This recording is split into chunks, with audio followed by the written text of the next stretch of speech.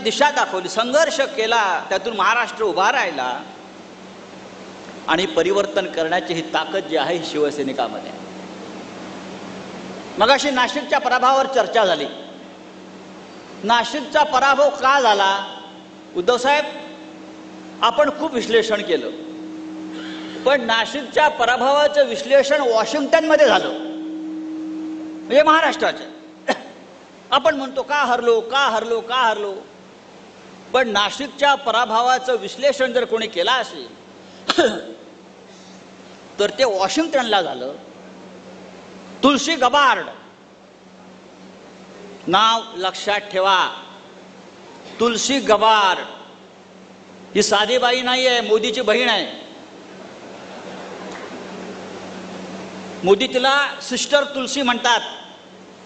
आणि आता मोदी अमेरिकेला गेले होते तेव्हा जाताना इथून कुंभ स्नानासाठी जे गंगाजळ त्यांनी सगळ्यांना पाठवलं, त्या गंगाजळाचे कुंभ घेऊन हे मिस्टर नरेंद्र मोदी अमेरिकेला गेले आणि तुलसी गबार्डला सुपूर्द केलं. फोटो आले आहेत.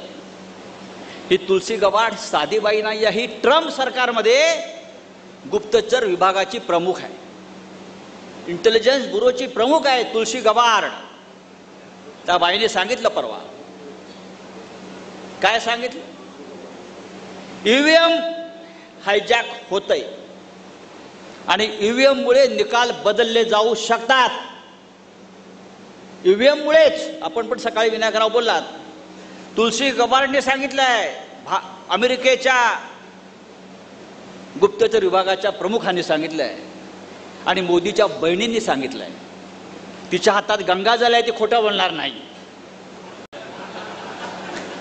मोदीने तिच्या हातात गंगाजल दिलाय, त्याच्यामुळे ती खोटं बोलणार नाही.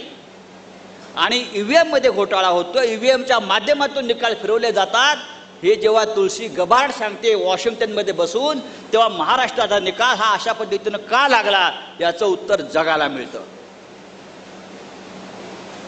बरोबर ना? मग आम्हाला वाटतंय की नाशिकमध्ये नाही, महाराष्ट्रात नाही, अख्ख्या देशामध्ये गेल्या 10 वर्षापासून एक काय चाललेलं आहे.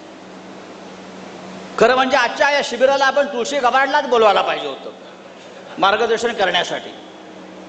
तुळशी गबार्डला आपण पुढल्या वेळेला बोलवू विधानसभेच्या आधी की महाराष्ट्राला मार्गदर्शन करा. पण अशा प्रकारे शिवसैनिकांचं अशा प्रकारच्या निर्णयानं मनोधैर्य खच्ची होणार नाही, हे तुम्ही लक्षात घेतलं पाहिजे. आम्हाला हिंदुत्व शिकवताय.